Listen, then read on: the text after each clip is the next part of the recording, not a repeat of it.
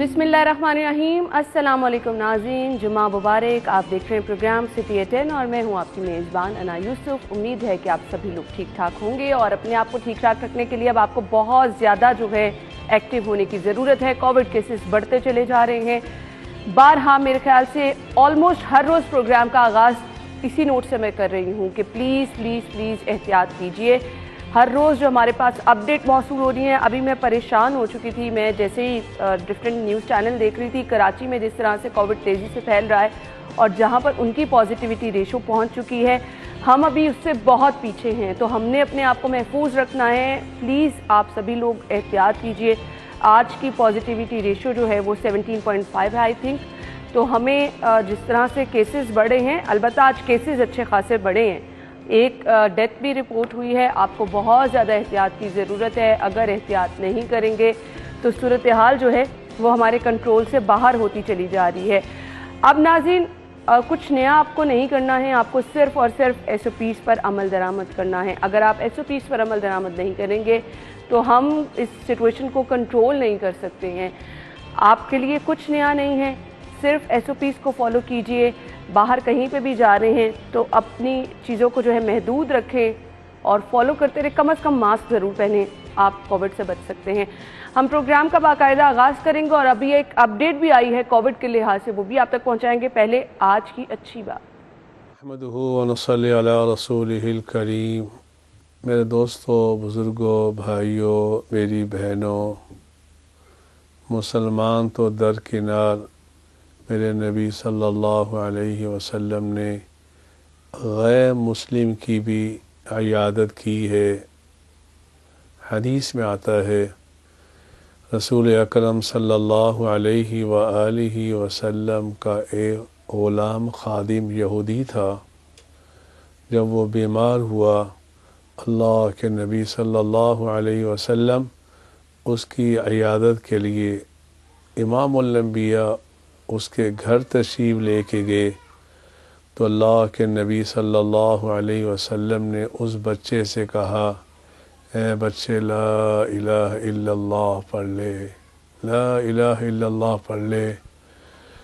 तो उसका बाप भी मौजूद था। उसने एक नज़र अपने बाप पे डाली तो बाप ने कहा, आज इनकी बात मान लो। उन्होंने कलमा पढ़ा, उस बच्चे ने कलमा पढ़ा। हुज़ूर अकरम सल्लल्लाहु अलैहि व आलिहि वसल्लम खुशी खुशी बाहर तशरीफ़ लाए। आपने फरमाया, अल्हम्दुलिल्लाहिल्लज़ी, तमाम तारीफ़ें उस अल्लाह के लिए हैं जिस अल्लाह ने इस बच्चे को जहन्नम की आग से बचा लिया। इसलिए मुल्ला अली कारी ने मिशकात में लिखा है, अगर कोई यहूदी बीमार हो जाए, उसकी इयादत करना कोई खिलाफ सुन्नत नहीं है। यहाँ तक कि अगर कोई फासिक फाजिर आदमी भी बीमार हो जाए, उसकी इयादत करने में भी कोई क़बाहत नहीं है, उसकी भी इयादत करनी चाहिए। अल्लाह मुझे भी आपको भी इस सुन्नत पे अमल करने की तौफ़ीक़ अता फ़रमाए। व आखिरु दावाना अनिल हम्दुलिल्लाहि रब्बिल आलमीन। आमीन सुम आमीन। अल्लाह ताला हम सबको इस सुन्नत पर अमल करने की तौफीक अता फरमाए। आज की टॉप स्टोरीज की तरफ मैं बढ़ूंगी। पहली खबर, शहर लाहौर पर दहशतगर्दों का वार, अनारकली में बम धमाका, बच्चे समेत 3 शहीद, 29 अफराद जख्मी हुए हैं।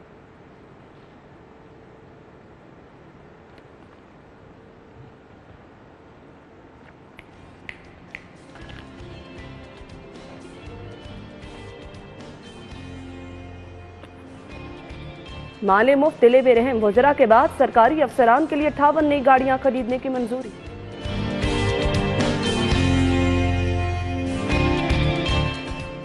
लाहौरियों की जिंदगी दाव पर लगी, शहर के 9 जोन्स में 5,951 मैन होल्स के ढक्कन गायब। और DC ऑफिस में 60,000 असलहा लाइसेंस की तजदीद, इल्तवा का शिकार, जेर इल्तवा असलहा लाइसेंस के मामले पर महकमा दाखिला का नोटिस। आज की खबरें आप जान चुके हैं, इनको हम डिटेल में डिस्कस करेंगे। स्टूडियो में हमारे साथ हमारी सीनियर रिपोर्टर्स मौजूद हैं, अकमल सोमरू साहब और आमिर रजा खान साहब हमारे साथ मौजूद हैं। अस्सलाम वालेकुम। जी वालेकुम अस्सलाम। क्या हाल चाल है आपके? जी अल्हम्दुलिल्लाह। अच्छा जी, आमिर भाई आपसे मैं आगाज़ कर लेती हूँ। कल के वाक़े पर अफसोसनाक वाक़या पेश आया और ख़ासा लंबा टाइम गुजर गया था। अल्लाह ताला का शुक्र अदा हम सब लोग कर रहे थे कि हम कम से कम ये कह सकें कि लाहौर में थोड़ा सा इस लिहाज से सुकून है। एक बार फिर से दहशतगर्दों ने वार किया, क्या कहेंगे? आपकी बात में ही वो मेरा जवाब है कि काफ़ी लंबा अरसा गुजर गया था और तमाम मैं समझता हूँ कि अदारे, अफराद, शहरी इस बात से मुतमईन थे कि अब शायद दहशतगर्दी जो है बिल्कुल वो नहीं होगी, दहशतगर्दों की कमर टूट चुकी है और वो इस तरह से दोबारा से हमला नहीं करेंगे। और यही मैं समझता हूँ कि हमारी कोताही है। पाकिस्तान खित्ते के जिस खित्ते में मौजूद है, दुनिया के जिस खित्ते में, वहाँ पर दहशतगर्दी होना कोई बड़ी बात नहीं है, क्योंकि मैं ये समझता हूँ कि चारों तरफ से दुश्मन ने घेरा हुआ है। हम एक ऐसी जगह पर वाक़ हैं जहाँ पे एक तरफ हमारा एक ऐसा हमसाया है जो कभी हमसे खुश नहीं है और वो हमेशा हमसे नाराज़ रहता है और हमेशा उसकी कोशिश है कि पाकिस्तान को जो है गैर मुस्तहकम किया जाए। दूसरी तरफ भी एक ऐसा ही हमसाया मौजूद है जिसके अंदर कुछ ऐसे अनासर मौजूद हैं। वो मैं उस हमसाए की तो बात नहीं करता, लेकिन उसके अंदर कुछ ऐसा सिस्टम मौजूद है जो दहशतगर्दी को सपोर्ट करता है। तो इन हालात में जब हम पुरसुकून ज़िंदगी गुजार रहे थे, बाज़ारों की रौनकें उसी तरह से थी, इस तरह का वाक़या पेश आना मैं समझता हूँ अफसोसनाक भी है। और मुझे कल से कर्ब है कि वो बच्चा जो 9 साल का सिर्फ बार-बार जब उसकी तस्वीर दिखाई जा रही थी, की जब तस्वीरें आई सामने और जिस तरह से वो खुशी के साथ अपने मामू के साथ गया शॉपिंग करने के लिए, वो मेरा बच्चा भी, मेरा भांजा, मेरा भतीजा भी हो सकता है। तो ये सारा अफसोसनाक है। मेरा ख्याल है कि हमें दहशतगर्दी की इस जंग में अवाम को, अदारों को जो है मुतहरक रहना पड़ेगा और इर्द गिर्द पर नज़रें रखनी पड़ेंगी। जिस तरह से हमने वो अभी फुटेज भी ब्रेक की कि बिल्कुल वो जो लोग हैं मशकूक या मुश्तबा जिनको अफराद कहा जाता है, वो किस तरह से काम कर रहे हैं। मैं आयशा को कहूँगी ज़रूर वो फुटेज, क्योंकि सबसे पहले सिटी 42 ने ब्रेक की और अपने नाज़रीन को दिखाई, वो फुटेज भी हमें दिखाए ताकि हम देख सके कि किस तरह से वो मुश्तबा लोग जो है वहाँ पर घूम फिर रहे थे, किसी को आमिर भाई पता भी नहीं चला। इर्द गिर्द पर नज़र हमें रखनी है। देखिए, और मैं ये कहता हूँ जिस जगह ये धमाका हुआ, क्योंकि मैं लोहारी का रहने वाला हूँ, अंदरून शहर का, तो हमें तो पता है, हमारा रोज़ का आना जाना तकरीबन अनारकली में है और यहाँ पर बहुत सारी इंडियन सवारियाँ आती हैं। मैं इस पर किसी मुल्क पे इल्ज़ाम नहीं लगाना चाहता, लेकिन वहाँ पर बहुत ज़्यादा नकलो हमल रहता है। वो पूरा का पूरा बाज़ार इंडियन बाज़ार है, वो पान मंडी जिसको हम बोलते हैं। बिल्कुल, वहाँ सारा स्मगलिंग का माल भी आता है और गैर स्मगल शुदा भी सवारियाँ भी लेके आती हैं जो लीगल सामान है। तो वहाँ पर हमें बहुत ज़्यादा कड़ी निगरानी की ज़रूरत थी।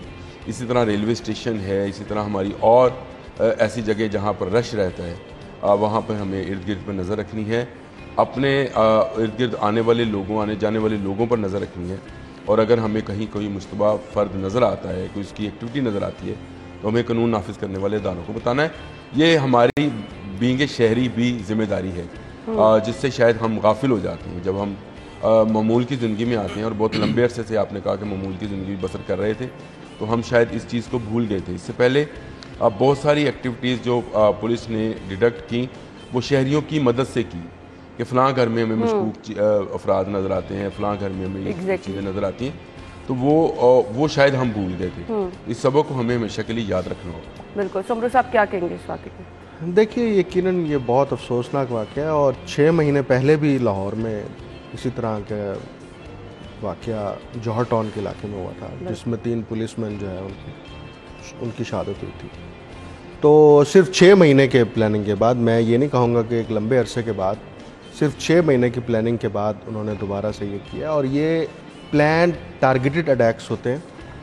इसके अमूमी तौर पर 2 अहदाफ होते हैं, 2 अहदाफ होते हैं बुनियादी तौर पर। या आप लॉ एंड एनफोर्समेंट एजेंसीज को निशाना बनाते हैं ताकि उन एजेंसीज के जो अफसरान हैं या उनके जो मुलाजमीन हैं उनमें खौफ हिरास पैदा हो, या आप पब्लिक प्लेसेस पर अटैक करके पब्लिक में खौफ हिरास फैलाते हैं। ये 2 अमूमी तौर पर टारगेट्स होते हैं।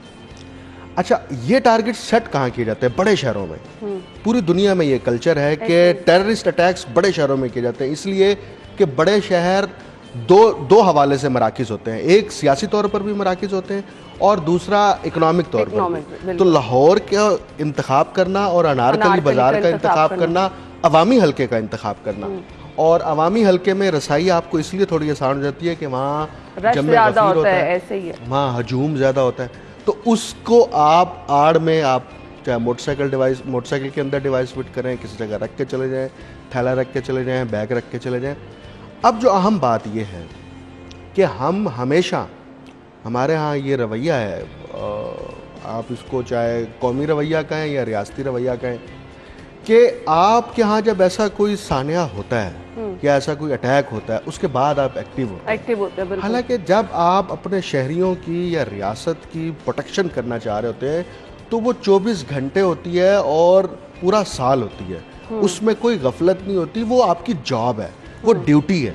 देखिए जो आपकी जॉब है ना और जो आप ड्यूटी करते हैं उसमें कोई एहसान नहीं होता, नंबर 1। नंबर 2, ये लॉ एंड एनफोर्समेंट एजेंसीज की रिस्पॉन्सिबिलिटी है प्राइमरी, कि इनके पास वो डिवाइसेस भी हैं जिससे ये कॉल ट्रेस करते हैं, इनके पास जासूसी का सिस्टम भी होता है, इनके पास सर्विलेंस सिस्टम भी है, कैमरेज भी हैं, सारा कुछ है।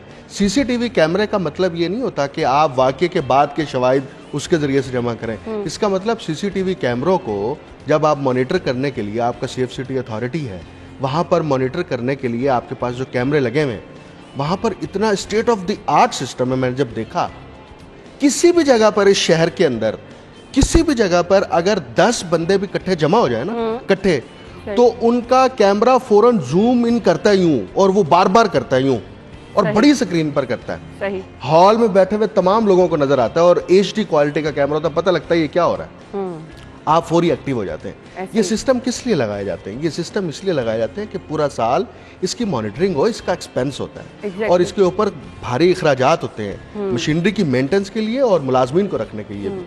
तो हमें महज मजम्मत नहीं करनी चाहिए, हमें कम से कम अकाउंटेबल करना चाहिए उन मुतलका इदारों को, उन अफसरान को जो जिम्मेदार हैं शहरियों को तहफ़्फ़ुज़ देने के लिए। वो इसी बात की मुलाजमत करते हैं और इसी बात की जिम्मेदारों का तयन टाइमली होने लग गया तो इस तरह के वाकयात ही ना हो। देखिए, अब दूसरी बात ये है कि आप आइडियलिस्टिक हैं, वो बात कर रहे हैं कि आपको पता है सुमरो साहब कितने कैमरे खराब हैं सेफ सिटी के। एग्जैक्टली।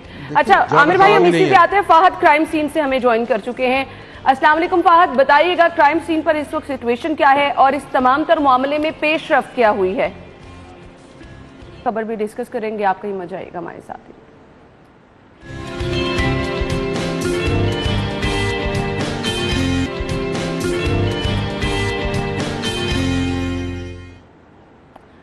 ब्रेक के बाद आपको एक बार फिर से खुशामदीद कहेंगे। ज़ख्मियों की हालत कैसी है इस बारे में भी हम आपको अपडेट करेंगे, जिन ज़ख्मियों को अस्पतालों में मुंतकिल किया गया था। अच्छा, मुझे समझ नहीं आती है कि सिर्फ इजहार अफसोस कर देना। कल अभी मैं वज़ीर सेहत साहिबा की भी गुफ्तगू सुन रही थी ज़ख्मियों के साथ, और जो अफराद शहीद हुए हैं उनके लवाहिकीन के साथ अफसोस का इजहार किया गया। मेरे ख्याल से आमिर भाई ये काफ़ी नहीं होता, क्योंकि आप जिस ख़ानदान का कोई चला जाता है उसकी कंडीशन क्या है वो कोई भी नहीं समझ सकता। बिल्कुल, आज के आपके अपने अखबार में ही उसके मामू की बात छपी है। अबसार की मैं बात करता हूँ, उन्होंने कहा हमें कुछ नहीं चाहिए, हमें माली इमदाद नहीं चाहिए, हमें अबसार चाहिए। तो हंसता खेलता बच्चा जो है वो जुदा हुआ, जिनकी कोताहियाँ हैं, जिनकी जिम्मेदारियाँ हैं, जिन्होंने हिफाजत फरमानी है हमारी, उनकी आंखें खुलनी चाहिए और उनको अगला स्टेप जो है अब वो लेना चाहिए और लोगों को नज़र आनी चाहिए सिक्योरिटी। जहाँ लोगों को नज़र आती है सिक्योरिटी, वहाँ पर सिक्योरिटी होती भी है। अगर आप कहें कि अनसीन हम तो शहर में हमने इस वक्त ऐसा जाल बिछाया है कि कुछ नहीं होगा, तो हो जाएगा कुछ नहीं कुछ। अल्लाह रहम करे इस शहर के ऊपर और इस शहर के बासियों के ऊपर, इस शहर के रहने वालों पर दोबारा रौनकें बहाल हों। लेकिन ये धमाका जो है इसकी गूंज लंबे अरसे तक हमारे कानों में गूंजती रही। हसनैन इस वक्त में हॉस्पिटल में मौजूद है जहां पर जख्मी हैं, तो हसनैन की तरफ चलेंगे। हसनैन, बताइएगा कितने जख्मी में अस्पताल में ज़ेरे इलाज हैं और इनमें से कितनों की हालत तशवीशनाक है? इलाज मुआलजा इनको किस नौयत का वहाँ पर फराहम किया जा रहा है? जख्मियों के लवाहिकीन जो वहाँ पर हैं वो सेटिस्फाइड है इलाज मुआलजे की सूरत हाल से?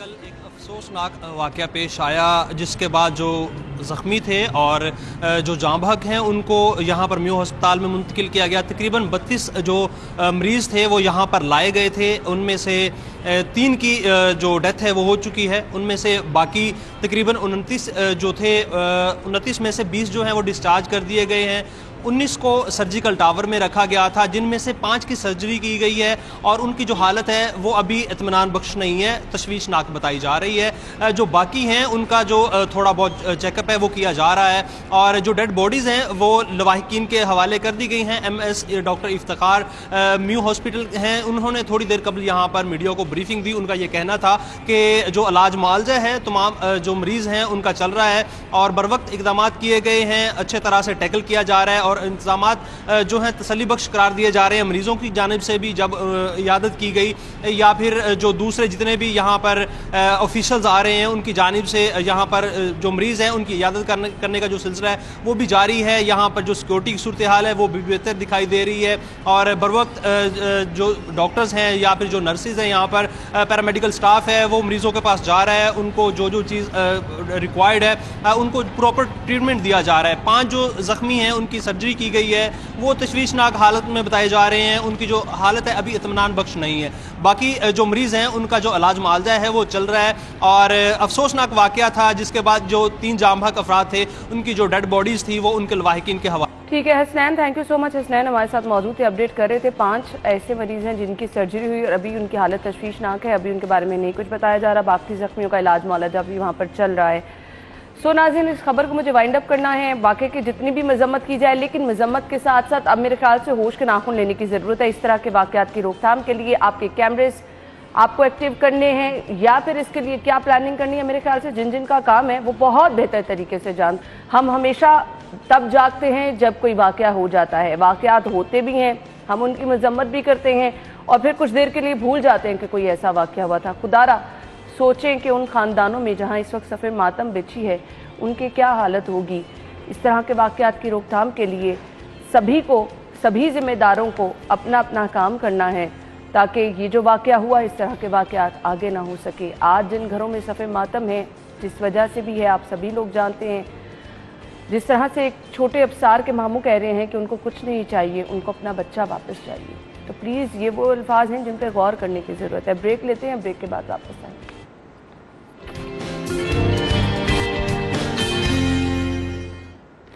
ब्रेक के बाद आपको एक बार फिर से खुशामदीद कहेंगे और अभी हमने 2 दिन पहले गाड़ियां महंगी होने की खबर जो है वो आपके साथ शेयर की थी। क्या फ़र्क पड़ता है इन लोगों को जिनको मुफ्त की गाड़ियां मिल जानी है।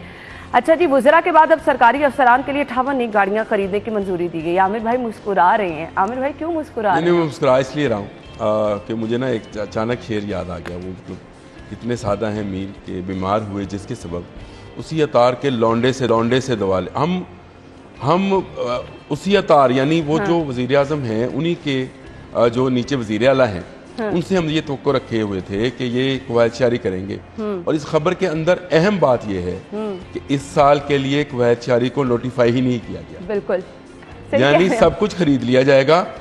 और ये गाड़ियां पहले वज़रा के लिए खरीदी गई, फिर अब अफसरशाही के लिए खरीदी गई, जिनको हम वैसे अंग्रेजी में सिविल सर्वेंट्स कहते हैं, जो कि अवाम के मुलाजिम हैं। लेकिन ये अफसरशाही इनके लिए लफ्ज़ बिल्कुल सही है। बिल्कुल और ये शाह के अफसर हैं और इनके लिए तमाम मराहत तमाम चीज़ें मौजूद हैं। और फिर ये गवर्नमेंट कहेगी कि जी देखें इस साल कितनी गाड़ियाँ खरीदी गई। बिल्कुल लोग अमीर हो गए। लोग अमीर नहीं हुए, आपकी अयाशियाँ बढ़ गई हैं और उन अयाशियों का खमियाजा जो है वो अवाम भुगत रही है। और अवाम उस वक्त तक भुगतेगी जब तक बोलेगी नहीं। वो जो फैज़ ने कहा था, बोल के लब आज़ाद है तेरे, अगर अवाम बोलेगी तो ये चीज़ें रुकेंगी, अगर अवाम नहीं बोलेगी तो मैं ये समझता हूँ कि आमिर भाई अवाम तो हर रोज महंगाई पे इतना बोल रही है, कौन सी चीजें रुक रही हैं? आप अभी तो ये खबरें देखें कि जिन लोगों को डेपुटेशंस पर दूसरी अथॉरिटीज में लगाया जाता है उनको कितनी तनख्वाहें दी जाती हैं, मराद दी जाती हैं और उनको मराद दी जाती हैं, उनको नई गाड़ियां कुछ कहना चाह रहे हैं। हमारे यहाँ ना जो ब्यूरोक्रेसी है ना, ये 1947 से लेके आज तक, क्योंकि ये कॉलोनियल लेगेसी कैरी करती है और कॉलोनियल लेगेसी इनके पास यही है कि आपकी जो अवाम है ना वो आपकी रियाया है। आपने अवाम को बतौर रियायत ट्रीट करना है, बतौर शहरी ट्रीट नहीं करना। ये कॉलोनियल लेगेसी की बुनियादी फाउंडेशन है। और ब्यूरोक्रेसी उस बैगेज को कह लें, उस लगेज को कह लें, जो भी कहना चाहे कह लें, उसको कैरी कर रही है। ब्यूरोक्रेसी गिव एंड टेक करती है पॉलिटिशियंस के साथ कि हम आपको ये देंगे, आप हमें क्या देंगे। कोई भी बहुत सारे मामलात में पहले उन्होंने वज़रा को गाड़ियाँ दी, समरियाँ तो वही बनाते हैं ना, अप्रूव तो उन्होंने करना है। फंड की मंजूरी तो नीचे सेक्रेटरी ने दे देनी है ना, महकमा खजाना ने जारी करना, चाहे ऊपर से ऑर्डर आए जो मर्जी हो। प्रोसीजर तो वही है ना, सारा कुछ खरीदारी भी उन्होंने करके देनी है। जब उनको मिल गई उन्होंने कहा अब हम भी लेंगे। अब हमारी बारी। अच्छा, इसमें अब कौन सी है? अब आपने रोडा बनाई, आपने कहा जी हम जो है वो पहले शहर के अंदर शहरियों को या पाकिस्तानियों को हम यहाँ पे रिवर रावी प्रोजेक्ट के तहत हम आपको क्या देंगे, घर बना के देंगे। अच्छा, घर वो कब बनेंगे वो बहुत बात का मामला है। उसके तहत आपने जो रोडा अथॉरिटी बनाई, अब उस अथॉरिटी के 22 अफसरान के लिए आपने 22 गाड़ियाँ खरीदी हैं, और गाड़ियाँ भी कौन सी? Luxury 1800 CC. 1800 सीसी भी वैसे इनकी शान नहीं है, इनकी शान डबल केबन भी है उसमें, 4500 सीसी से शुरू होती है वैसे इनकी शान। और डबल केबन डाले जो हैं आप रखे हैं, आप बदमाशी करते हैं शहर के अंदर। अब आपने बदमाश पाल के वहाँ पे उनके अंदर गनमैन बिठा के लोगों को जाके खौफ हिरास पे लाना है। डबल डाले केबन का उसका मतलब करना बड़ी बात और इसका मतलब साहब सारा ब्यूरोक्रेसी के बारे में ना कहो यार, जो उत्ते बैठा को गुगु रहा है। और सर वो गुगु घोड़े ही है। नहीं है, गुगु रहा है वो, उन्होंने नहीं समझ आती। चलाती है उनको ब्यूरोक्रेसी चलाती। पॉलिटिशियन को शहबाज शरीफ को कौन चलाता था? ब्यूरोक्रेसी चलाती है। शहबाज शरीफ खुद भी चलता था, छोड़ दें ये बात, शहबाज शरीफ खुद भी चलता था, सिर्फ ब्यूरोक्रेसी चलाती है। जब तक हमें लेकिन आमिर भाई हर दौर में ब्यूरोक्रेसी बड़ी बात सुने, हमारे यहाँ जब तक ब्यूरोक्रेट्स को जिम्मेदार मैं आपको बताऊं मुकर्रर नहीं किया जाएगा उस वक्त तक मैं आपको बताऊं, शहबाज शरीफ ब्यूरोक्रेसी को चलाता था। अब शहबाज शरीफ के दौर में आपने नाम ले दिया ना, आपने नाम ले दिया, मैंने बोल दिया। मेरी बात, शहबाज शरीफ ब्यूरोक्रेसी, और जितनी ब्यूरोक्रेसी उससे डरती थी, पूरी हुकूमत ब्यूरोक्रेसी पे करते थे। वो तो गुजरा पे हुकूमत ही नहीं करते थे। 2 गुजरा आला ऐसे आए इस पंजाब के अंदर जिनसे ब्यूरोक्रेसी डरती थी। एक परवेज लाई, मैं अपने होश की बात करता हूँ, आपकी नहीं, मेरे होश में 2 वज़रा ऐसे आए जिससे ब्यूरोक्रेसी डरती थी। एक परवेज लाई जो इनको नीचे से जानता था, और दूसरा शहबाज सीनियर पोजीशन पे इसलिए डरती थी, इसलिए डराते इसलिए डरती थी ना भाई, इसलिए डरती थी। आपने इलेक्टेड मेंबरों के जरिए से हुकूमत चलानी नहीं। जब आपने इलेक्टेड मेंबरों से हुकूमत नहीं चलानी, ब्यूरोक्रेसी को ताकतवर करना, ब्यूरोक्रेसी नहीं चलानी, ब्यूरोक्रेसी किस दौर में आमिर भाई ताकतवर नहीं होती? मुझे सिर्फ ये बता दें, मशीनरी जो होती है, मेरी बात सुने, वो ब्यूरोक्रेसी है। आप मशीन इंजन के बगैर आप गाड़ी नहीं चला सकते। तो मशीनरी को इलेक्टेड की आप बात करें, वो ड्राइवर है।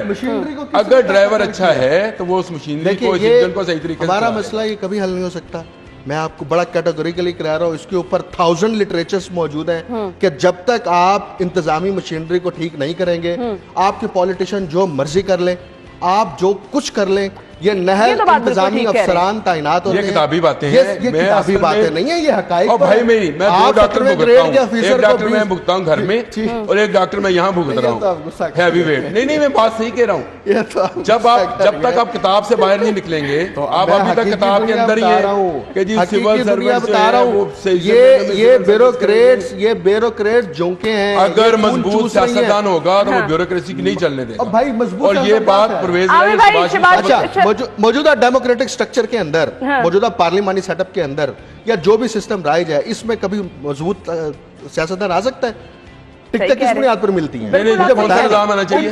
आमिर भाई, ये जो गिव एंड टेक वाली बात कही है ना सोमरू साहब ने, मेहनत के निजाम में मिलती है, मेहनत के निजाम में मिलती है। कौन सी मेहनत? ख्वाजा इमरान नज़ीर, मुझे चले आप एक मिसाल, मेरे मुंह में नाम आ गया, 350 मुझे बताओ ख्वाजा इमरान नज़ीर ने किस सिफारिश से टिकट? अच्छा, 350 की असेंबली के अंदर मैं उसको जानता हूँ स्टूडेंट लाइफ से। अच्छा देखें, ख्वाजा इमरान नज़ीर को मैं स्टूडेंट लाइफ से जानता हूँ, ख्वाजा साद रफीक को मैं स्टूडेंट लाइफ से जानता हूँ। हमारे यहाँ ना जिन लोगों को मैं जानता हूँ, मुझे बताएं इस तरह की क्या उन्होंने काम नहीं किया था? इस तरह के एग्जांपल क्या यार मेरी अक्सरियत की बात करते हो, जो पॉलिटिकल वर्कर्स हैं। आमिर भाई अक्सरियत की बात, आप अक्सरियत की बात कर ले, लाहौर से बात कर लेते हैं, लाहौर से बात कर लें। आपकी प्रोविंशियल असेंबली के अंदर अक्सरियत कौन बैठी है? वो या तो जागीरदार बैठे हैं या सनतकार बैठे हैं। अच्छा, जो आपकी मिडिल क्लास जिसको टिकटें दी थी, वो भी सनतकार क्लास बन गई है। आप उठा के देख लें, डेटा पड़ा है, हर किसी के प्रोफाइल के आगे लिखा है। गरीब से अमीर होना तो जुर्म है।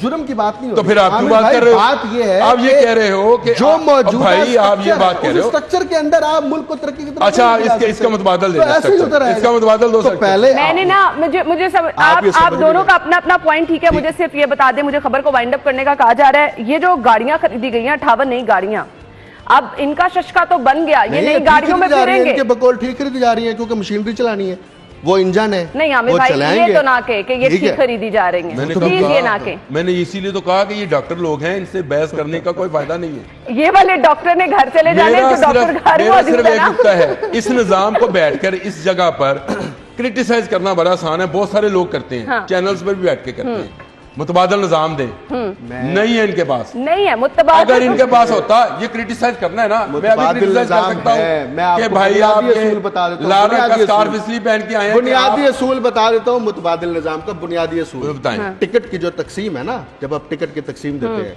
तो आप उनके मर्तबे, उनकी आली जा और उनकी सोसाइटी के अंदर सोशल स्टेटस देख के ना दिया करें टिकट। टिकट साहब अवामी राय पे दिया करें। आप हल्के की आवाम से कभी नहीं पूछते हम टिकट किसको दें। कहाँ की बातें कर रहे हैं? अवामी राय कब किसने सुनी है? कौन अवामी राय को?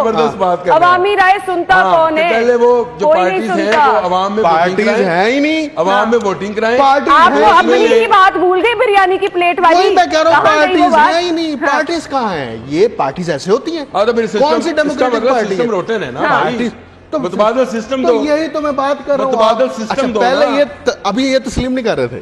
अभी कह रहे थे देखिए जी ये सिस्टम ऐसे ऐसे चल रहा है, फिर अब कह रहे हैं अब कह रहे हैं सिस्टम खराब है। मैंने कब कहा? तो मुतबादल मैंने आपकी बात पर बात की है। मैंने बुनियादी सिस्टम रोटन है। जिस तरह की बात आप करते हैं ना, किताबी बातें कि हल्के के आवाम से पूछो, ये सब कर सकते हैं भाई। मैं भी कह सकता हूँ नीले रंग पे लाल कलर का स्कार्फ पहन के आए, इसलिए ताकि ये तो गुस्सा कर गए हैं। नहीं ताकि आप असल में इनको पता किस बात पे आप शबाज शरीफ के नाम लिया का सिंबल बनकर आए। तो शबाज शरीफ के नाम पे छोड़ दे सारी बातें, छोड़ दे सारी बातें। और कोई वजह नहीं। आप इश्तिराकियत का सिंबल बनकर आए। इस हद तक चले गए हैं कि वो ब्यूरोक्रेसी की गाड़ियां भी जस्टिफाई करने के लिए तैयार है। अच्छा जी, ये दोनों तो अपने अपने स्टांस पे हैं। आमिर भाई भी मानने को तैयार नहीं है, सुमरू साहब भी तैयार नहीं है। ये गलत बात है। आप कह रहे हैं मुतबादिल निजाम ले, उन्होंने बुनियादी उसूल बता दिए। इसकी कंटिन्यूटी से आएगी। अच्छा, इस निजाम ब्यूरोक्रेसी कैसे आती है? किस सिस्टम के अंदर ट्रेंड होती है ब्यूरोक्रेसी? कॉलोनियल सिस्टम नहीं है। बिल्कुल है। जो सिविल सर्विस एकेडमी है वो कॉलोनियल नहीं है। मुतबादल क्या है? तो उसको डी कॉलोनियल तो करें ना, पहले डी कॉलोनाइज उसको कौन करेगा? साहब कौन करेगा? जो सिस्टम चलाते हैं वो नहीं कर सकते, कोई नहीं करते। ये सिस्टम चलता रहेगा तो ये सारे सिस्टम ठीक हो जाएंगे। बिल्कुल, जो मर्जी सियासी जमात आ जाए, ये सिस्टम ऐसे चल रहा है। अच्छा, मुझे खबर को वाइंड अप करना है। 58 गाड़ियां जो खरीदी जा रही हैं, इससे पहले जो वुज़रा के लिए गाड़ियां खरीदी गई हैं, किसकी जेबों के पैसे हैं ये बता दें। ये तो आमिर भाई बताएंगे। नहीं, मेरी जेब के पैसे। आमिर भाई बताएंगे। मेरी जेब के पैसे हैं, मैं टैक्स देता हूं। तो बात है, मेरे टैक्सेस के पैसे हैं। यही तो और बात ये पूरी दुनिया में हमारी जेबों के पैसों से मुफ्त गाड़ियां इन तक जाएं और महंगी गाड़ियां हम भुगते। हमने अगर गाड़ी खरीदनी है तो हमारा खा भी रहे। सिर्फ गाड़ी नहीं, पेट्रोल भी। हाँ, पेट्रोल भी। और हम जैसे लोग गाड़ी खरीदने का प्लान करते हैं। ड्राइवर भी। तो मैंने बात यहाँ से शुरू की थी अफसरशाही। अफसरशाही। अच्छा जी, अब मैं बात खत्म ये कर देती हूँ कि हम जैसे लोग प्लान ही करते रहते हैं, नई गाड़ी लेनी है, इनको गाड़ी भी मिल गई, इनको ड्राइवर भी मिल गया, इनको मुफ्त पेट्रोल भी मिल गया, पुरानी प्लान करी हमने। बस ये सब कुछ चल रहा है और इनकी लड़ाई वहीं की वहीं है। दोनों अपनी अपनी बात पर है, लेकिन अफसरशाही मैं ये कहूँगी खूब मजे ले रहे हैं। तो वो जिंदगी अच्छी है, एंजॉय कर रहे हैं। पाकिस्तान में अजल से ले रही है। हाँ, और अब तक लेगी। ब्रेक ले लेते हैं, ब्रेक ले लेते हैं, ब्रेक के बाद वापस आते हैं।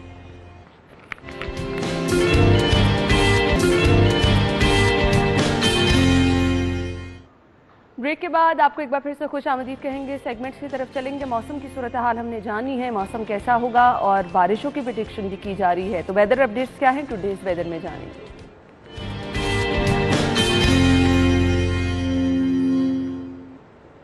बाहर मायदा मौजूद है, उनकी तरफ चलते हैं। मायदा बताइएगा, आज से बारिशों की प्रेडिक्शन की गई थी, क्या सिचुएशन है इस वक्त? मौसम की प्रेडिक्ट क्या किया जा रहा है? बारिश आज होगी और आइंदा आने वाले हफ्ते के हवाले से भी बताइएगा। जी बिल्कुल, शहर के मौसम की बात करें तो सर्दी की शिद्दत में आज खासा इजाफा देखने में नजर आ रहा है। तो दूसरी जानिब महकमा मौसमियात की जानिब से बारिश की प्रेडिक्शन जाहिर कर दी गई है। कल से बारिशों के इम्कानात 90 से 100% बताए जा रहे हैं कि कल जो है वो बारिशें देखने में नजर आएंगी। उसी के साथ साथ जहां बारिशों की प्रेडिक्शन जाहिर की गई है, तो महकमा मौसमियात की जानिब से जो है आज शहर में फिजा भी आलूदा है। तो एयर क्वालिटी इंडेक्स ओवरऑल शहर का 152 रिकॉर्ड किया गया, लेकिन उसी के साथ अतराफ में भी जो है मुख्तलिफ एयर क्वालिटी इंडेक्स रिकॉर्ड किया गया है। महकमा मौसमियात की जानिब से आज जो ज़्यादा से ज़्यादा दर्जा हरारत रिकॉर्ड किया गया है वो 11 डिग्री सेंटीग्रेड और उसी के साथ कम से कम दर्जा हरारत जो है वो 9 रिकॉर्ड किया गया है। 93 हवा में नमी का तनासुब भी बताया जा रहा है। लेकिन बारिशों की प्रेडिक्शन जो है आज भी महकमा मौसमियात की जानिब से जो है वो जाहिर की जा रही है। 40% जो है बारिश के इम्कानात आज भी जाहिर किए जा रहे हैं। तो हमारे माहिरीन की जानिब से जो है शहरियों को एहतियाती तदाबीर पर अमल करने के लिए लाजमी कहा जा रहा है कि एक सर्दी की शिद्दत जो है वो क्योंकि बरकरार है तो वायरल इन्फेक्शंस बुरी तरह से देखने में हमारे शहरियों में नज़र आ रहे हैं। तो मास्क का इस्तेमाल और गर्म कपड़ों का इस्तेमाल जो है वो लाजमी बनाकर हमारे शहरियों ने खुद एहतियाती तदाबीर पर अमल लाजमी कर अपनी सेहत का जो है वो लाजमी ख्याल रखना है। ठीक है मायदा, थैंक यू सो मच। मौसम की सूरत हाल से मायदा हमें अपडेट कर रही थी कि शहर का मौसम जो है आने वाले 24 घंटों में कैसा रहेगा, बारिशों की प्रेडिक्शन की जा रही है। बहुत बहुत शुक्रिया, हमारे साथ मायदा मौजूद थी। अब जी मोबाइल रेट्स में आपको बता देती हूँ, अगर आप प्लान करें मोबाइल खरीदने का तो Xiaomi पोको M3 मोबाइल है 25,999 रुपये की कीमत है।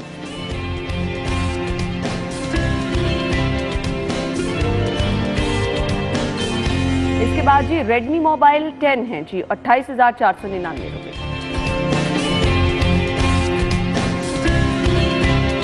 Note 8 Redmi मोबाइल 29,999 रुपये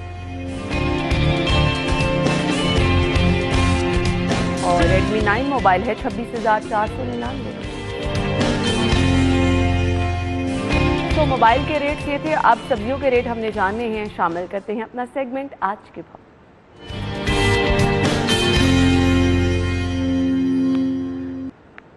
फरीहा हमें आज अपडेट करेंगी बाहर सब्जियों के रेट क्या हैं जी, ओवर टू यू।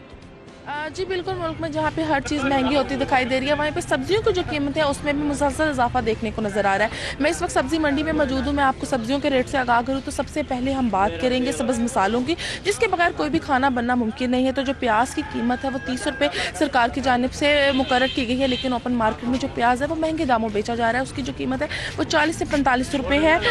टमाटर की जो सरकारी रेट है वो 63 रुपये, लेकिन ओपन मार्केट में 70 से 75 रुपये फ़ी किलो में फ़रोख्त किया जा रहा है। लहसन देसी सरकारी रेट 200 रुपये, लेकिन ओपन मार्केट में 250 तक फ़रोख्त हो रहा है। लहसन चाइना सरकारी रेट 300 रुपये, लेकिन ओपन मार्केट में 340 तक फ़रोख्त किया जा रहा है। अदरक जो है उसकी जो कीमत है वो सरकार की जानिब से 275 रुपये फ़ी किलो मुकर्रर की गई है, लेकिन ओपन मार्केट में 300 तक फ़रोख्त किया जा रहा है। इसी तरह अगर हम बात करें कुछ मौसमी सब्जियों के हवाले से तो उसकी कीमत में भी कुछ इजाफा देखने को नजर आ रहा है। आलू की जो सरकारी रेट है वो 33 रुपये है, लेकिन ओपन मार्केट में 40 से 42 रुपये फ़ी किलो में फ़रोख्त किया जा रहा है। साग सरकारी रेट 42 रुपये, लेकिन ओपन मार्केट में 50 से 55 रुपये फ़ी किलो में फ़रोख्त हो रहा है। शिमला मिर्च सरकारी रेट 135 रुपये, लेकिन ओपन मार्केट में 145 तक फ़रोख्त की जा रही है। फूल गोभी की जो कीमत है वो 37 रुपये सरकार की जानिब से मुकर्रर की गई है, लेकिन ओपन मार्केट में 45 रुपये फ़ी किलो में फ़रोख्त की जा रही है। अरबी सरकारी रेट 57 रुपये, लेकिन ओपन मार्केट में 65 रुपये तक फ़रोख्त की जा रही है। गाजर की जो सरकारी रेट है वो 35 रुपये फ़ी किलो मुकर्रर की गई है, लेकिन ओपन मार्केट में 45 रुपये तक फ़रोख्त की जा रही है। जो शहरी हैं वो शदीद परेशान है। उनका कहना है कि चिकन और मटन पहले ही गरीब आदमी की पहुँच से खासा दूर था। जो सब्जियों की कीमतें हैं उसमें भी जो है मुसलसल इजाफा देखने को नजर आ रहा है, जिससे जो गरीब आदमी मतवस्त तबका उसके लिए 2 वक्त की रोटी खाना बहुत मुश्किल हो गया है। और जबकि जो सरकारी निगरानों में कीमतें दर्ज है वो भी काफ़ी ज़्यादा है, और दूसरी जानिब जो ओपन मार्केट में है दुकानदार भी अपनी मनमानी कीमतों पर चीज़ें फ़रोख्त करे, जिससे शहरियों को फरीहा आपने सब्जियों की कीमतें हमें बताई, शहरियों के तासुरात भी बताए कि महंगी सब्जियां खरीदना शहरियों के लिए कितना मुश्किल हुआ है। अब हमारे पास है मीट रेट्स। ज़ैनत शॉप पे अगर आप जाएंगे तो यहाँ से बीफ पर केजी आपको मिलेगा 600 रुपये में। इसी तरह बीफ मेंस आपको मिलेगा 785 रुपये किलो में। मटन पर केजी 1580 और मटन मिंस आपको पर केजी मिलेगा 1700। अब है जी हमारे पास चिकन के रेट। सरकारी रेट के मुताबिक जिंदा मुर्गी मार्केट से आपको मिलेगी 169 रुपीज़ में। इसका बना हुआ गोश्त आप खरीद सकते हैं 245 रुपये किलो। तो एग रेट्स क्या हैं हमारे पास जी? सबसे पहले है जी रिटेल प्राइस, और रिटेल प्राइस के मुताबिक अंडों की खरीदारी 166 रुपये दर्जन में आप कर सकते हैं। होलसेल पे अगर आप जाएंगे 164, और इसके बाद अगर आप जा रहे हैं गोरमे पे तो गोरमे पे 163 रुपीज़ में आप अंडों की खरीदारी कर सकते हैं। और अब शामिल करते हैं माल का हाल।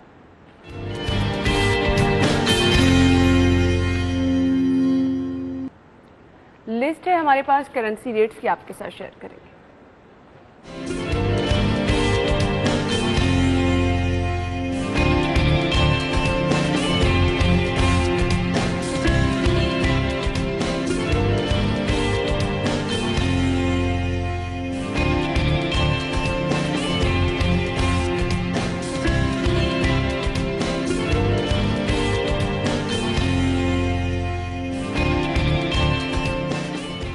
जी तो नाज़रीन, हम एक ब्रेक लेंगे। ब्रेक के बाद आपको एक बार फिर से ज्वाइन करेंगे, हमारे साथ ही रहिएगा।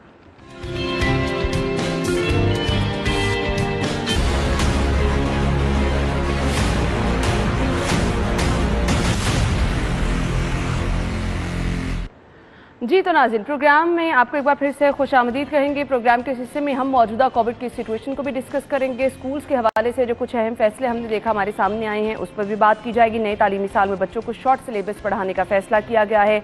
अगस्त 2022 से जो तालीमी साल शुरू होगा, 31 मार्च 2023 पर इसका एंड होगा। सिलेबस 20% कम पढ़ाया जाएगा। ये तमाम चीज़ें और इसके साथ साथ केसेस जो बढ़ रहे हैं ओमिक्रॉन वेरिएंट के, इसको किस तरह से जो है सजेशन लेंगे डॉक्टर साहब से कि रोका भी जा सकता है।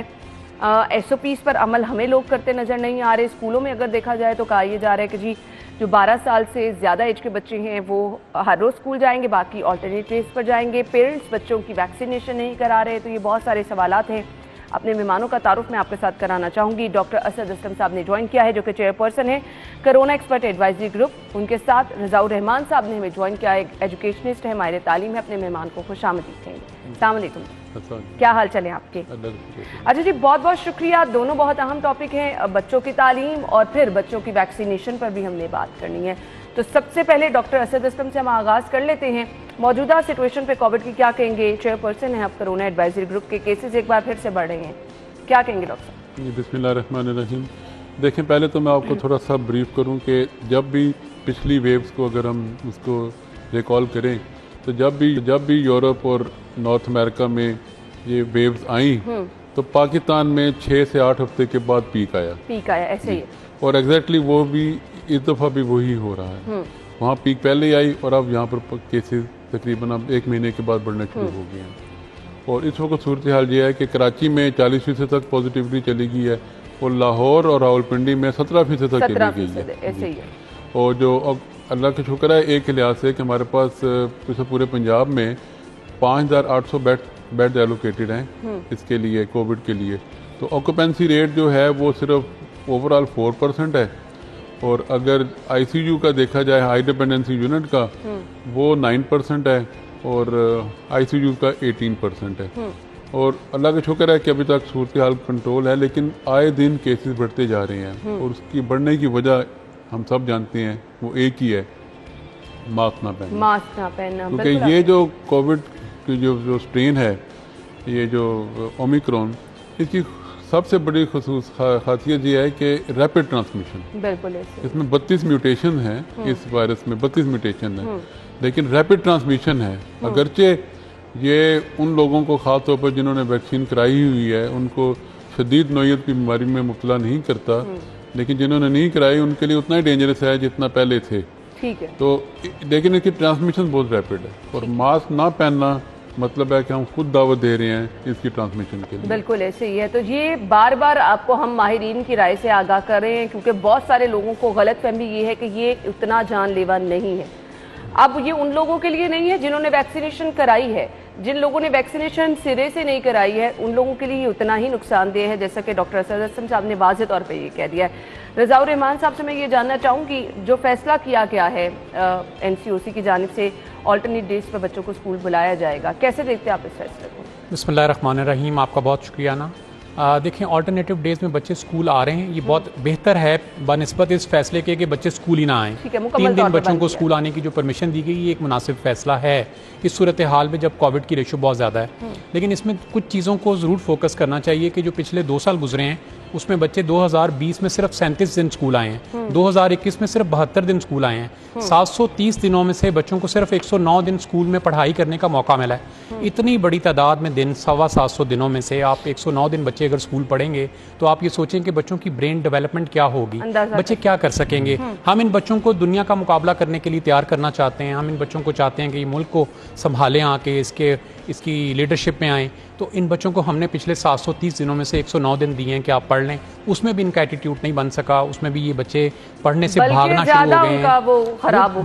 बिल्कुल। देखें, बच्चे तो इस सारे सिनेरियो में जब उनके पास कुछ करने को नहीं होगा, कुछ सीखने को नहीं होगा, कुछ परफॉर्म करने को नहीं होगा, तो वो तो इस सारी सूरत हाल में इमोशनल प्रॉब्लम्स का शिकार हो गए हैं। वो तो अब इस वक्त चाहते हैं कि हमें पढ़ाया ही ना जाए, वो चाहते हैं हमें आईपैड दे दें, लैपटॉप दे दें, गेम्स खेल लें, बाहर चले जाएं, गप्पे लगा लें, बातें कर लें और अपना वक्त ज़ाया कर दें। उनके पास सारे दिन की एक्टिविटी ये है। पहले एक डिसिप्लिन था लाइफ के अंदर, एक असूल थे, कानून बने हुए थे, स्कूल्स के अपने रूल्स होते हैं, घर के अपने रूल्स होते हैं कि आपने आके होमवर्क करना है, थोड़ी देर के लिए सोना है, फिर पढ़ना है, फिर उठना है, एक पूरी रूटीन बच्चे की बनी होती है। तो वो टोटल रूटीन बच्चे की डिस्टर्ब हो गई। अब आप ये इस बात पे ज़रूर थोड़ा सा फोकस कीजिए कि इस वक्त पाकिस्तान में जो बच्चे तालीम हासिल कर रहे हैं वो 5 करोड़ हैं और उन 5 करोड़ बच्चों के साथ कम से कम 12 करोड़ वालिदैन मुंसलिक हैं। इतनी बड़ी तादाद में घरों में सारा चीज़ें हिल जाती हैं फौरी तौर पर बच्चों को स्कूल से हटाने के लिए। अब हम ये गुजारिश करना चाहते थे गवर्नमेंट से कि बच्चों की तालीम पे कॉम्प्रोमाइज़ ना करें। आज से तकरीबन 11 जनवरी को यूनिसेफ ने एक पूरी रिपोर्ट दी और उसमें उन्होंने बड़ा क्लियर कहा कि स्कूल को अब आने वाले वक्त में अगर प्रॉब्लम आती है कोविड की तो ये लास्ट ट्रेड होनी चाहिए जिसको बंद किया जाए और सबसे पहली होनी चाहिए जिसको खोला जाए। इसका मतलब है कि इसको मैक्सिमम पीक पे जाके बंद करें। तो हमारी गवर्नमेंट ने थोड़ा सा इसको फिर इग्नोर कर दिया और मेरा ख्याल है कि बच्चों को भी पढ़ने का मौका देना चाहिए। राय लेना चाहूंगी डॉक्टर साहब, बच्चों के लिए कोविड किस कदर खतरनाक है और ये जो अभी कहा जा रहा है कि जी छोटी एज के जो बच्चे हैं उनको अल्टरनेट डेज पर स्कूल भेजा जाएगा और 12 साल तक के बच्चों की वैक्सीनेशन कराने को पेरेंट्स तैयार नहीं है, किस हद तक बच्चों के लिए खतरनाक है? मैं पहले तो मैं टोटली एग्री करता हूँ कि आजाद साहब से कि बच्चों के एजुकेशन का बहुत हर्ज हो रहा है और उसमें वो स्किल डेवलप नहीं हो रही। बिल्कुल। लेकिन प्रॉब्लम ये है कि देखें, अल्लाह का बड़ा शुक्र है कि बच्चों में और नौजवानों में इस कोविड ने ज़्यादा मुतासर नहीं किया। उसमें इतनी रेजिस्टेंस अल्लाह ने दी है, इम्यूनिटी है कि वो उसको बड़ी अच्छी तरह इसका मुकाबला करते हैं। प्रॉब्लम ये होती है कि जब बच्चे और नौजवान जो सारा दिन घर से बाहर रहते हैं, स्कूल में, कॉलेज में या बाहर फिरते हैं दोस्तों के साथ, वो खुद एक्वायर करते हैं जब वायरस को, उनको कुछ नहीं होता। लेकिन जब वो घर जाते हैं तो वो घर में, हर घर में नाना वालिदैन हैं, ग्रैंड पेरेंट्स हैं, उनको जब ट्रांसमिशन होती है और ख़ासतौर पर उन लोगों को जिन्होंने वैक्सीन नहीं कराई, उनके लिए बड़ा फेटल साबित होता है। मैं टोटली एग्री करता हूँ। इससे कोई आप एक डॉक्टर मेडिकल स्टूडेंट को अगर आप प्रैक्टिकल नहीं कराएंगे तो वो कल पेशेंट कैसे देखेगा? मैं से बिल्कुल 100% एग्री करता हूँ। ठीक, प्रॉब्लम ये है कि हमने बाकी एडल्ट को भी बचाना है। तो बच्चे जब कैरी करके, नौजवान जब कैरी करके घर में जाके ट्रांसफर करते हैं, वो लिथल साबित हो जाता है। बिल्कुल। अच्छा जी, वैक्सीनेशन आप बार बार जोर दे रहे हैं कि वैक्सीनेशन बहुत ज़्यादा ज़रूरी है। अब 12 साल से ज़्यादा एज के बच्चे जो हैं उन्होंने पूरा हफ्ता स्कूल जाना है, पेरेंट्स उनके वैक्सीनेशन कराने के लिए भी एग्री नहीं है। उनके लिए वैक्सीनेशन कितनी ज़रूरी है? क्या कोई नुकसान है उनका? उनके लिए बड़ी ज़रूरी है। जैसा EPI है, एक्सटेंडेड इम्यूनाइजेशन प्रोग्राम है, पोलियो का, मीजल्स का, मम्स का, जितना वो उसका ये भी समझें कि वो भी एक इसका हिस्सा ही है और करवाएं। ये बच्चों की बेहतरी के लिए, उनमें कुव्वत मुदाफ़त पैदा होगी, रेजिस्टेंस। और देखें, अब ये कहना कि बच्चों को अल्लाह बड़ा शुक्र है कि नहीं हो रहा, लेकिन कुछ बच्चे देखे हैं हमने जिनको हुआ है और उनके लिए बड़ा फेटल साबित हुआ है। तो इसलिए कौन सा बच्चा बीमारी की शिद्दत तक जाएगा, बहुत ज़्यादा शिद्दत तक उसमें बीमारी जाएगी, कहना बड़ा मुश्किल है। एक सेफ्टी आपको मिल रही है बच्चों के लिए, वो आप वैक्सीनेशन कराएं ताकि बच्चों को आप किसी बीमारी की शदीद नौयत जाने से बचा सकें। वैक्सीनेशन कौन सी है वो भी अगर आप कोई रिकमेंड करना चाहें, क्योंकि हमारे पास वैक्सीनेशन की भी आगे ऑप्शन, जो भी वैक्सीन अवेलेबल है वो जो साइनोफार्म है, साइनोवैक है, कैंसिनो है, फाइजर है, जो यहाँ पर मौजूद है, मॉडर्ना है, आप उनको लगवाएं। कोई ऐसी कंट्राइंडिकेशन नहीं है कि बच्चों में ये लग सकती है, ये नहीं लग सकती। सही, तो बच्चों के लिए भी आपके पास सब वैक्सीनेशन जो मौजूद है सेफ है, आप अपने बच्चों को वैक्सीनेट करा सकते हैं। रज़ाउर रहमान साहब, मैं आपसे जानना चाहूँगी, ये जो सिलेबस कम कर दिया गया है, आप पहले ही कह रहे हैं कि बच्चों का बहुत ज़्यादा तालीम का नुकसान हो रहा है, उस पर ये सिलेबस कम कर देना कैसे देखते हैं इस एक्ट को? जी अच्छा, इसमें वैसे 84% बच्चे हैं, जो सर की डॉक्टर साहब ने बात की है ना, 84% बच्चे इस वक्त वैक्सीनेटेड हैं। और इस वक्त जो पंजाब में अगर थोड़ा वैक्सीनेशन का सारा अमल देखा जाए तो 50% पॉपुलेशन को वैक्सीनेशन हो चुकी है और NCOC ने बड़ा काम किया है। तकरीबन मेरा ख्याल है 170 मिलियन लोगों को वैक्सीनेशन की डोजेस लग चुकी हैं। तो बच्चों को, वालिदैन को भी, जैसे डॉक्टर साहब ने अभी राग़िब किया है कि आप अपने बच्चों को करवाएं, ये बहुत ज़रूरी है कि हम हर प्लेटफॉर्म पे पेरेंट्स को मोटिवेट करें कि बच्चों की वैक्सीनेशन करवाना बच्चों के फ्यूचर के लिए बेहतरीन है, बच्चों के लिए फ़ायदेमंद है, उनकी इम्यूनिटी बढ़ेगी, वो अपने काम कर सकेंगे, पढ़ सकेंगे, तालीम के साथ जुड़े रहेंगे। तो ये पहला स्टेप है, ये बहुत ज़रूरी है। और इस वक्त प्राइवेट स्कूल जितने भी हैं या जो आम जितने भी स्कूल हैं गवर्नमेंट के, वहाँ बच्चों को अलाउ नहीं है अगर आपने वैक्सीनेशन नहीं कराई हुई। तो बच्चे वैक्सीनेशन कराएंगे तो स्कूल आएंगे तो हम उन्हें पढ़ाने के काबिल हो सकेंगे। और सेकंड पॉइंट, जैसे आपने करिकुलम के बारे में बात की, सिलेबस के बारे में कि उसको महदूद कर दिया गया है।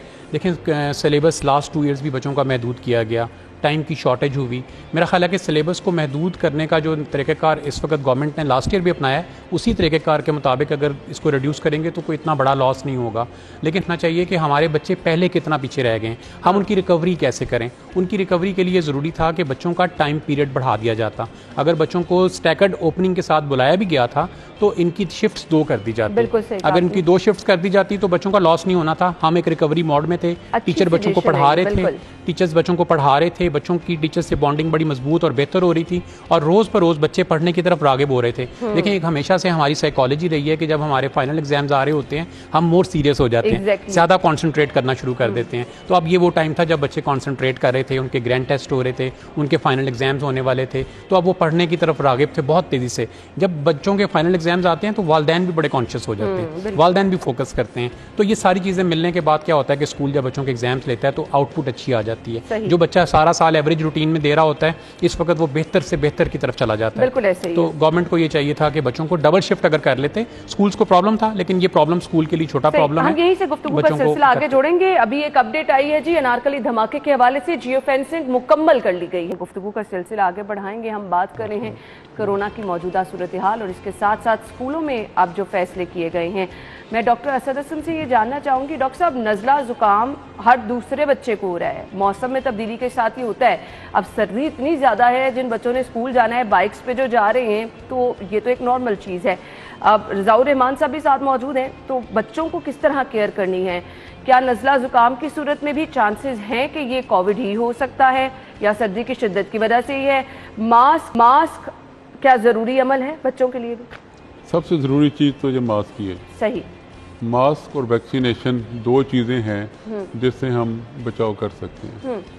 बचाव कितना, मास्क पहनने से हम इसकी स्प्रेड को बचा सकते हैं, वैक्सीनेशन से हम बीमारी की शिद्दत को रोक सकते हैं। ये 2 चीज़ें हैं। बिल्कुल सही। बाद ममालिक में तो ये है कि मतलब उन्होंने कहा है कि अगर आपको कोई फ्लू लाइक सिम्टम आजकल है तो आप ये सोचें कि आपको ये कोविड है, अपने आप को आइसोलेट करें 5 दिन के लिए, 6 दिन के लिए, क्योंकि इस बीमारी, ये ओमिक्रॉन वायरस है, इसका duration of illness 5 to 7 days है। उन्होंने कहा है कि 5 दिन के लिए अपने आप को आइसोलेट करें, सिम्टम डिसअपीयर हो जाएंगे तो आप 6ठे दिन अपने रिज्यूम कर लें एक्टिविटी। ठीक है। तो इसको फ्लू को ईजी नहीं लेना चाहिए, क्योंकि अब अच्छा, बहुत सारे लोग हैं ना, मैं उनको सुनती हूँ, वो ये कहते हैं कि जी हर सीजन में नज़ला जुकाम तो होता है, अब आप इसको कोविड कह रहे हैं। जी, अब वही मैं कह रहा हूँ कि ये कोविड अब कुछ अर्सा रहेगा हमारे साथ। सही। ये कहना है कि इस साल खत्म हो जाएगा, अगले साल, इसको आप समझें कि अगले 3, 4, 5 साल रहेगा। लेकिन जब इम्यूनिटी डेवलप हो जाएगी, खास तौर पर वैक्सीनेशन के बाद या हार्ड इम्यूनिटी के बाद, उस वक्त फिर हमें जो तंग नहीं करेगा। इसलिए वैक्सीनेशन पर जोर दिया जा रहा है और बूस्टर डोजेज पर खास तौर पर जोर दिया जा रहा है। तो नज़ले ज़ुकाम खांसी को आप मामूली ना समझें, तो इसके लिए उसको प्रिवेंट करने की कोशिश करें। और प्रिवेंशन सिर्फ हमारे पास एक ही जरिया है, वो SOPs हैं, और SOPs में सर फहरिस्त जो है वो मास्क है। मास्क है। आप मास्क पहनेंगे तो आप महफूज रह सकते हैं, खुद भी महफूज रह सकते हैं, अपने इर्द गिर्द वालों को भी महफूज रख सकते हैं। वैक्सीनेशन आपको बचाएगी और जैसा कि मास्क जो है वो आपके इर्द गिर्द वाले लोगों को बचाएगा। स्कूलों का जो एक तालीमी साल जो है, जो अनाउंसमेंट की गई है कि अगस्त 2022 से शुरू होगा और 31 मार्च 2023 पर इसका एंड होगा, इस फैसले को कैसे देखते हैं? रज़ाउर रहमान साहब से मैंने पूछना है। ब्रेक लेते हैं, ब्रेक के बाद वापस आए।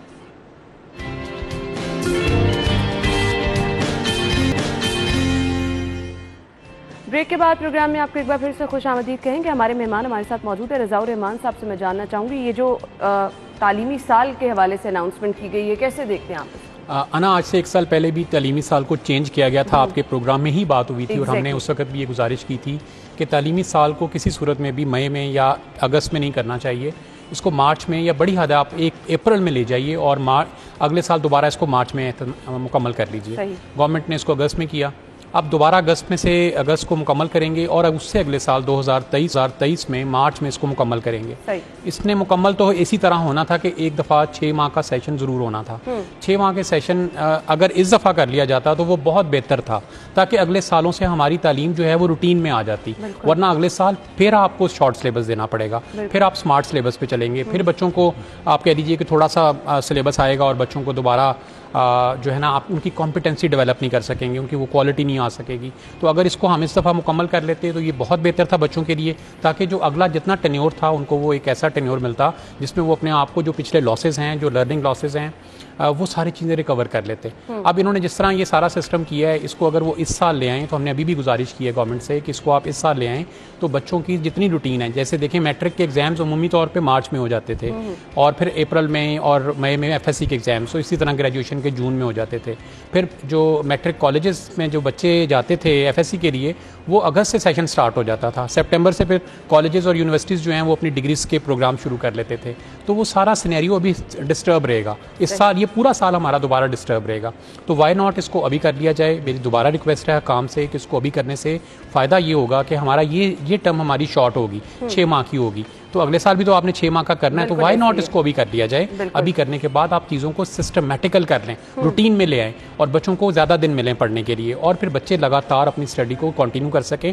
और जो हमारी सीरीज़ बनी हुई है स्कूल से कॉलेज, कॉलेज से यूनिवर्सिटी और इसी तरह PhD प्रोग्राम्स, वो सारी सीरीज़ अपनी रूटीन में और रेगुलर हो जाए। बिल्कुल। अच्छा जी डॉक्टर साहब, मैं आपसे ये पूछना चाहूँगी, आपने मशवरा ये दिया कि जिनको नज़ला ज़ुकाम है घर में अपने आप को आइसोलेट कर लें, मुमकिना तौर पर, बल्कि बहुत सारे चांसेस हैं, बाहर के ममालिक में भी लोग यही कह रहे हैं कि उनको ओमिक्रॉन वेरिएंट ही है। मेडिसिन घर बैठे लोग कौन सी ले सकते हैं? क्या रिकमेंड करना चाहेंगे? आपको डॉक्टर के पास जाना है या आइसोलेशन इसका वाहिद हल है? क्योंकि नॉर्मली तासुर ये है कि नज़ला ज़ुकाम जब होता है तो ये 6-7 दिन लेके जाता है। आप अगर मेडिसिन खा भी रहे हैं, इम्यूनिटी डाउन होती है, आपको ऐसा लगता है कि बॉडी में आपकी जान नहीं है। देखें, सबसे ज़रूरी चीज़ है कि अपने टेम्परेचर को मॉनिटर करें और ऑक्सीजन सैचुरेशन को मॉनिटर करें। क्योंकि आइसोलेशन अगर आप घर में कर रहे हैं तो ये कुछ चीज़ें गाइडलाइंस आपके साथ डॉक्टर साहब शेयर करेंगे। अपना दिन में 3 दफ़ा बुखार चेक करें और 3-4 घंटे के बाद अपनी ऑक्सीजन सैचुरेशन मॉनिटर करें। ठीक है, ऑक्सीजन सैचुरेशन आप बता दीजिएगा कि मैक्सिमम मिनिमम कितनी होनी चाहिए? अगर आपका बुखार 99 से ज़्यादा है तो एडल्ट के लिए वो 2 टेबलेट पैनाडोल के लेने 6-6 घंटे के बाद, ताकि बुखार कंट्रोल हो जाए। अगर आपकी ऑक्सीजन सैचुरेशन आप समझते हैं कि ड्रॉप हो रही है और 90-92 से नीचे जा रही है, तो फिर आपको फ़ौरन हॉस्पिटल जाना चाहिए। 90-92 तक नॉर्मल है? हम 92 से ऊपर समझें कि नॉर्मल है, उससे नीचे जा रही है तो आप समझें कि कोई प्रॉब्लम है। और सबसे ज़रूरी चीज़ है कि आपने ये देखना है कि आपको सांस तो नहीं चढ़ रहा, खुसूसन जब आप अपने बेडरूम से बाथरूम तक जाते हैं। और अगर खुदा न खास्ता कोविड ने आपके लंग्स को मुतासर कर दिया है तो सबसे पहली निशानी जो होगी वो सांस का उखड़ना, सांस फूलना। यहाँ तक कि आप जब अपने बेडरूम से बाथरूम तक जाएंगे तो आपका सांस फूल जाएगा। तो ये 2-3 निशानियाँ ऐसी होती हैं जिसमें आपको बुखार आपका सेटल नहीं हो रहा, 2 दिन के बाद भी आपको सांस चढ़ना शुरू हो गया है और ऑक्सीजन सैचुरेशन आपकी 92 से नीचे जा रही है, तो आप फिर फ़ौरन हॉस्पिटल जाएं और जाके अपना डॉक्टर से मशवरा करें। वो आपको एक्सरे कराएंगे, आपके ब्लड टेस्ट कराएंगे, उससे पता चल जाएगा कि खुदा न खास्ता आपको कोई कोविड ने आपके लंग्स को तो मुतासर नहीं किया। अगर लंग्स मुतासर हो गए हैं तो फिर आपको उसके मुताबिक मुतासर कितनी मिकदार में मुतासर उस हिसाब से आपको अद्वियात दे दी जाएंगी। सही, तो ये डॉक्टर साहब ने बता दिया, अगर आप घर में आइसोलेशन करें तो ये कुछ चीज़ें हैं जिनको गाइडलाइंस हैं जिनको आपने फॉलो करना है, और अगर इनमें से कोई भी सिम्टम है तो फिर आपको फौरी तौर पर अपने डॉक्टर से भी रब्ता करना है। Thank you so much doctor साहब, बहुत बहुत शुक्रिया। रज़ा रहमान साहब, आपके वक्त का भी शुक्रिया। आज दिन हमने चलना है एक ब्रेक की तरफ, ब्रेक लेंगे और ब्रेक के बाद आपको एक बार फिर से ज्वाइन करेंगे, हमारे साथ ही रहिएगा।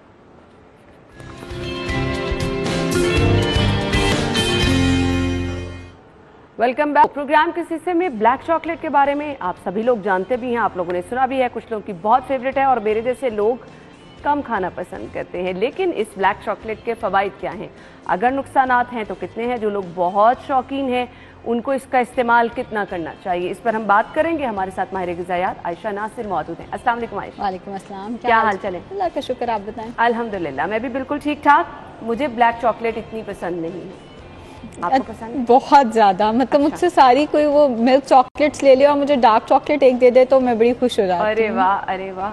अच्छा, अब इसके फ़वाइद क्या हैं? वो लोग जो कि आपकी तरह बहुत पसंद करते हैं, बहुत ज़्यादा भी खा लेते होंगे समटाइम, तो नुकसानात क्या हैं, फ़ायदे क्या हैं, दोनों बता दें। अच्छा अना, आपने मेरी चॉकलेट के तो नुकसानात मुझसे पूछ लिए। मेरी चॉकलेट के बहुत ज़्यादा उसके ज़्यादा नुकसानात हैं, लेकिन डार्क चॉकलेट की हम बात करते हैं। डार्क चॉकलेट आयरन का बहुत अच्छा सोर्स है। आयरन हम जानते हैं, बच्चों में आयरन की कमी, खवातीन में आयरन की कमी, और बच्चों को आयरन रिच सोर्सेज जैसे बीफ, मटन वगैरह खिलाना थोड़ा सा मुश्किल हो जाता है, क्योंकि बच्चे इन चीज़ों को इतना पसंद नहीं करते। अव्वल तो उन चीज़ों की भी आदत डालें, लेकिन डार्क चॉकलेट बहुत अच्छा सब्स्टिट्यूट है आयरन के लिए। कॉपर की बहुत अच्छी मिकदार 98% कॉपर मौजूद है 100 ग्राम्स के चॉकलेट के बार में। अब कॉपर का क्या फ़ायदा है? कॉपर हमारी इम्यूनिटी को बूस्ट करता है, आयरन की एब्जॉर्प्शन को बढ़ा देता है, रेड ब्लड सेल्स की जो हमारे बॉडी में खून है उसकी प्रोडक्शन में हेल्प करता है, ऑस्टियोप्रोसिस यानी कि हड्डियों के भुरभुरापन, ये भी खवातीन का ज़्यादा मसला है। आयरन की कमी और हड्डियों का भुरभुरापन खवातीन का ज़्यादा मसला है, उससे हमें बचाता है और दिल की बीमारियों से हमें बचाता है। तो 100 ग्राम, ज़ाहिर है 100 ग्राम बार किसी ने खा तो नहीं लेना, लेकिन कहने का मकसद ये है कि कॉपर की एक बहुत अच्छी मिकदार जो है वो चॉकलेट के अंदर मौजूद है। मैग्नीशियम का ये बहुत अच्छा सोर्स है। अब मैग्नीशियम क्या है? मैग्नीशियम ये जो हम सबका मसला है ना, इरिटेबिलिटी, हर वक्त चिड़चिड़ापन, हम बंदा ढूंढ रहे होते हैं किससे लड़ना है, किस पे अपना गुस्सा निकालना है। मैग्नीशियम चिड़चिड़ापन, इरिटेबिलिटी, मूड के लिए बहुत अच्छी चीज़ है। हड्डियों दांतों के लिए तो उसका रोल है ही है, लेकिन उसके हमारे मूड से, एंग्जाइटी से उसका बहुत ज़्यादा ताल्लुक है। यही वजह है कि जब आप डार्क चॉकलेट खाते हैं आपका मूड जो है वो बेहतर हो जाता है, और यही वजह है कि ये हमें सोने में भी कहीं ना कहीं हेल्प करती है। जिन लोगों को स्ट्रेस एंग्जाइटी का मसला है उन्हें चाहिए कि वो रात को नीम गर्म दूध के साथ 2 से 3 क्यूब डार्क चॉकलेट के ज़रूर खाएँ। इसके अंदर जो मैग्नीशियम है वो इन्हें हेल्प करेगा, इसके अंदर जो फ्लेवोनॉल्स हैं वो उनको हेल्प करेंगे। एंटीऑक्सीडेंट्स इनके अंदर हैं, वो कुव्वत मुदाफ़त, जो डार्क चॉकलेट के एंटीऑक्सीडेंट्स हैं वो कुव्वत मुदाफ़त को भी बूस्ट करेंगे और आपके जो मूड है उसको भी बेहतर कर देंगे। जिंक की एक अच्छी मिकदार भी डार्क चॉकलेट के अंदर मौजूद होती है। अब जिंक, हम सब जिंक का इस्तेमाल कर रहे हैं जब से कोविड आया, कुव्वत मुदाफ़त के लिए इतना अच्छा है जिंक। सो जिंक हमारी कुव्वत मुदाफ़त बढ़ाता है। अगली चीज़ जो इसके अंदर आती है वो फास्फोरस है। फास्फोरस भी हड्डियों और हमारे दांतों के लिए बहुत अच्छा है। फिर पोटेशियम की भी एक अच्छी मिकदार इसके अंदर मौजूद है। पोटेशियम हमारे ब्लड प्रेशर को रेगुलेट करने में हेल्प करता है। जिन लोगों को हाई ब्लड प्रेशर का मसला है उनके लिए बहुत अच्छा है। वैसे भी जो डार्क चॉकलेट के अंदर जो जितने मैंने न्यूट्रिएंट्स की बात की है, ये सारे न्यूट्रिएंट्स वो हैं जो आपको ब्लड प्रेशर से बचाएंगे, दिल की बीमारियों से बचाएंगे। शुगर के पेशेंट्स को अक्सर मीठे की क्रेविंग होती है, ये शुगर के पेशेंट्स के लिए बहुत अच्छा हेल्दी डिज़र्ट है, जो कि ना सिर्फ उनके मीठे की क्रेविंग को एड्रेस करेगा बल्कि उन्हें बेपनाह फ़ायदे भी देगा। उनके मूड से लेकर उनके दिल की बीमारियों से लेकर हर चीज़ को ये कहीं ना कहीं जो है वो मैनेज कर रहा होता है। स्लीप और स्ट्रेस इश्यूज़ को कहीं ना कहीं मैनेज करने में हेल्प करता है। जैसे कुछ लोग अगर नशे से उतर रहे होते हैं, अब ड्रग्स एक ऐसी चीज़ है जिससे पेशेंट को उतारना इतना आसान नहीं है। आपको पेशेंट को कोई सब्स्टिट्यूट देना है, कहना बहुत आसान है कि जी आप अफीम छोड़ दो, आप ये छोड़ दो, वो छोड़ दो, लेकिन उसका सब्स्टिट्यूट आपको देना होता है और वो ज़्यादा मीठा होता है, क्योंकि शुगर कहीं ना कहीं, अब ये बड़े मज़े की बात है, शुगर कहीं ना कहीं आपको वो इफ़ेक्ट देती है जो नशा देता है। तो हम बहुत ज़्यादा शुगर वाली चॉकलेट से शुरू कर सकते हैं और आहिस्ता आहिस्ता आहिस्ता आहिस्ता डार्क चॉकलेट पे पेशेंट को, ये सालों, 2 साल 3 साल का प्रोसेस है, लेकिन ये कहीं ना कहीं आपको आपके जो ये नशे से रिलेटेड मसाइल हैं या ड्रग से रिलेटेड मसाइल हैं उनमें भी कहीं ना कहीं डार्क चॉकलेट आपको अच्छा, अब इसके इस्तेमाल पे आने, कितना इस्तेमाल इसका करना है? क्योंकि अगर आपने इतने सारे फायदे बता दिए तो ये ना सुनने वाले हर टाइम ही डार्क चॉकलेट खाते नजर आ रहे हैं, 3 टाइम खाना खाया उसके बाद चलिए जी चॉकलेट खा लें, सोने से पहले खा लें। अच्छा, इसके 100 ग्राम के बार में 600 कैलोरीज हैं, बहुत ज़्यादा कैलोरीज है। तो आपने इसका इस्तेमाल कितना करना है? हर डार्क चॉकलेट के क्यूब्स के साइज़ में डिफरेंस होता है, तो मैं आपको ग्राम्स में बता देती हूँ। आपने 10 to 15 ग्राम डार्क चॉकलेट दिन में इस्तेमाल करनी है, और वो आप नाश्ते के साथ कर सकते हैं। एक और चीज़, जो स्पोर्ट्स मैन है उनको ये रिकवरी में बहुत ज़्यादा हेल्प करता है। आप स्पोर्ट्स खेल कर आ रहे हैं, आप वैसे वॉक करके आ रहे हैं, आप वापस आके चॉकलेट मिल्क पीते हैं। आप चॉकलेट मिल्क में मीठे वाली चॉकलेट नहीं डालनी, डार्क चॉकलेट के साथ अगर आप मिल्क पीते हैं तो वो आपको रिकवरी में हेल्प करेगा, आपके मसल्स की, आपके बोन्स की रिकवरी में आपको कहीं ना कहीं हेल्प करेगा, और साथ में आपके मूड को भी बेहतर करेगा और वेट लॉस में भी हेल्प करेगा। जबरदस्त। अच्छा आयशा, अगर हम बाहर से डार्क चॉकलेट खरीदते हैं किसी भी ब्रांड की, समटाइम उसमें हनी की कोटिंग होती है, समटाइम उसमें ड्राई फ्रूट्स होते हैं, नट्स वगैरह होते हैं, तो ये साथ लेना क्या हम के चलें जी जितनी मर्जी खाते जाएं, और ब्लैक चॉकलेट है, बाकी ये सब चीजें तो इतना आपको हेल्दी नहीं करेंगे। ऐसा नहीं है, क्योंकि देखें हनी भी है, हनी बहुत अच्छी चीज़ है, सुन्नत में इसका जिक्र है, लेकिन excess of everything is bad. हर चीज़ का ज़रूरत से ज़्यादा इस्तेमाल आपको नुकसान दे सकता है। हनी जो है वो आपने 1 से 2 चम्मच इस्तेमाल करना है, वो मैं कहूँगी किसी और टाइम पे चाय में, दूध में वैसे इस्तेमाल कर ले। जो चॉकलेट है उसके साथ आप हनी का इस्तेमाल ना करें। इसी तरह नट्स का इस्तेमाल वैसे आप स्नैक के तौर पे दिन में किसी और टाइम भूख लगी है तो 1 मुट्ठी नट्स का इस्तेमाल कर ले। नट्स वाली डार्क चॉकलेट जो है वो खरीदने की जरूरत नहीं है। बेसिकली कोटिंग वाली डार्क चॉकलेट ना खरीदें, आप डार्क चॉकलेट वो लें जिसके ऊपर किसी किस्म की कोई कोटिंग नहीं है। 100% डार्क चॉकलेट हो तो क्या ही बात है, वरना एटलीस्ट 75% डार्क चॉकलेट होनी चाहिए एटलीस्ट। सही। अच्छा जी, वो लोग जो कि प्रेफर करते हैं कि डार्क चॉकलेट के मुकाबले में दूसरी चॉकलेट खा लें, दोनों के मुझे बता दें कि क्या डिफरेंस क्या है दोनों में? ज़मीन आसमान का और शुगर का सबसे बड़ा डिफरेंस आता है शुगर का और मिल्क का। जो दूसरी जितनी आप लाइट पे जाते हैं ना, जैसे 75% में 75% चॉकलेट है, बाकी दूध और चीनी है। अब आप पीछे चले जाए 65% में बाकी चीनी है, दूध है। जितना पीछे जाते जाएंगे चीनी और दूध की मिकदार बढ़ती जाएगी। अब दूध भी जाहिर है वो आपके लिए कोई फ्रेश मिल्क तो नहीं लाने वाले, कहीं ना कहीं उस क्वालिटी पे कॉम्प्रोमाइज़ हुआ होता है। और शुगर जैसे मैंने आपको बताया ये आपको वो इफेक्ट देती है जो आपको नशा देता है। और शुगर के क्या नहीं नुकसान जो हम सब नहीं जानते। बिल्कुल, और वो तो हम अक्सर डिस्कस भी करते रहते हैं। Thank you so much Ayesha, बहुत बहुत शुक्रिया आपके वक्त के लिए। नाज़रीन, इसी के साथ ही प्रोग्राम का वक्त पहुंचे अपने इख्तिताम को। आप बहुत सारा ख्याल रखिएगा, इंशाल्लाह कल मुलाकात करेंगे। इजाज़त दीजिए, अल्लाह हाफ़िज़।